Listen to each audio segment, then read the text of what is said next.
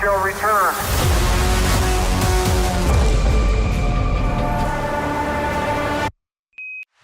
NASA-ს მიერ დიდი ხნის ნანატრი და დაგეგმილი მისია მთვარეზე, სავარაუდოდ მარტამდე გადაიდო, რადგან მისი ახალი გიგანტური რაკეტის SLS-ის საცდელი გაშვების რეპეტიციის დროს წყალბადის საწვავის გაჟონვა დაფიქსირდა. ეს პრობლემაა, რამაც 3 წლის წინათ შეაფერხა Space Launch System-ის რაკეტის დებიუტი.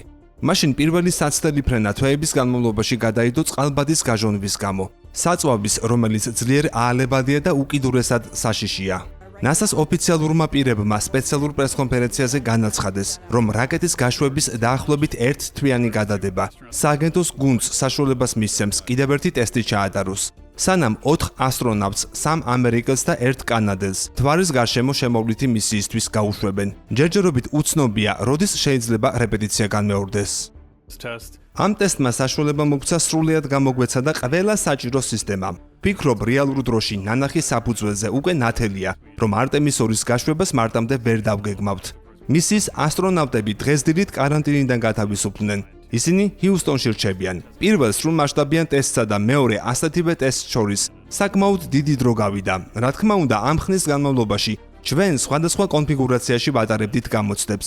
ეს აპარატი ყოველ შემთხვევაში ჩვენი სატესტო პროგრამის ფარგლებში სწორედ ასეთი სრულმასშტაბიანი ტესტებისთვის არის შექმნილი. თუმცა სამართლიანობისთვის უნდა ითქვას, რომ ეს მაინც ექსპერიმენტული პროცესია, რადგან მთვარეზე გაფრენა ამ კონფიგურაციით განსაკუთრებულია. ასეთი სისტემა უნიკალურია. ჩვენ ვცდილობთ ტესტირება მაქსიმალურად ჰგავდეს რეალურ ფრენას, თუმცა საწვავის ავზისა და ხომადის შეერთების ესკმაძი ძალიან რთულია, როცა საქმე წყალბადს ეხება. უნდა გვახსოვდეს, რომ ის ძალიან მცირე მოლეკულაა და მაღალენერგიულია. სწორედ ამიტომ მოგწონს ის და მაქსიმალურად ვცდილობთ ყველაფერი სწორად გავაკეთოთ. თუმცა გულწრფელად რომ ვთქვა, ამჯერად ეს ჩვენთვის მოულოდნელი აღმოჩნდა. თავდაპირველი შეფასებებისა და ტექნიკური გუნდის დასკვნის მიხედვით, გვეგონა რომ საქმე ასე რთულად ნამდვილად არ იქნებოდა, თუმცა ზოგჯერ ასეც ხდება. არტემის 2 10 დღიანი მისიაა და 4 ასტრონავტის მთვარის გარშემო შემოვლას ითვალისწინებს. პროგრამა არტემისის მიზანი მთვარეზე კაცობრიობის დაბრუნება და იქ ბაზის შექმნაა, რათა მომავალი ეტაპისთვის მოვემზადოთ მარსზე წასასვლელად.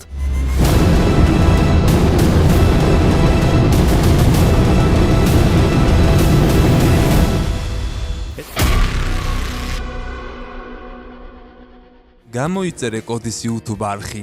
ნახე უამრავი საინტერესო ვიდეო სხვადასხვა თემაზე.